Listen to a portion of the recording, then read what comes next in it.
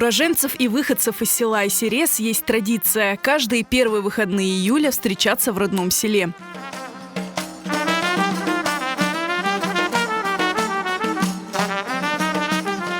Они собираются у восстановленной своими силами старинной мечети. Встреча начинается прочтением молитвы в память о тех, кто так и не смог вернуться на родину.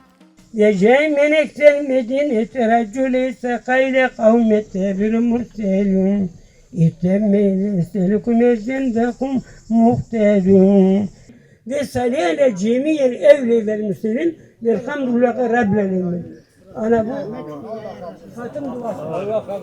этом году встреча односельчан в Айсерес прошла 34-й раз. Ежегодно здесь собираются сотни гостей.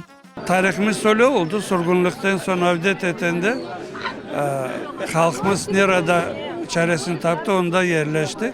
Vatan Kırım olsun deyip ama koyumuzu, Ayseres'imize hasretler. Onun için bir yıl sabırsızlıkla bekleyirler. Bunda gelip görüşecekler deyip. С каждым годом все меньше стариков, которые родились в Айсерезе, но они есть и охотно делятся своими воспоминаниями из детства. Evim yukarıda, bundan yukarıda duruyor, yarın dibinde. Lakin evimizden bir şey kalmadı. Evimizi bozdular. Onun yerine şimdi şeftali saçtılar. Bu köyde aman aman 450 semya ehali yaşar idi. Köy pek şen idi. Bu caminin oğulları temiz, bütün vakit bunda ehali namazlar kılınır idi. Biz ballar gelip onlarını seyir etirdik. Bayramlarda bu taşların üstünde cemaat, her bir cemaat Oz Korantası'ndan tazlarından aşağı pişip çıkar idi. Rahmetli babam deredi, işte babamın söylediğini, alimler gelip deredi bu koya. Peki meraklanır ediler arhitektür meselesinde. Bu arhitektürü, Ayseres arhitektürasından bu Sirek arhitektürü. O vakitte pencereler damların tepesinde olurdu. Bir alim onu nette pek meraklandı. Ne için böyle deyip. Sonra konuşup onun arhitektürasını geliştirmeyi istedi. Bugün de o malumat Moskova'da saklanıp kalmakta arşivde.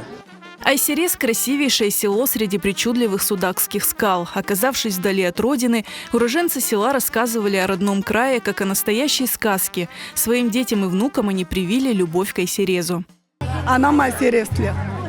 Biz Kırım'a 1771 senesi geldik. Ayseres.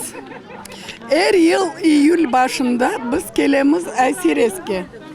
Günler geçti, yıllar geçti. Biz unutmadık Ayseres'ni.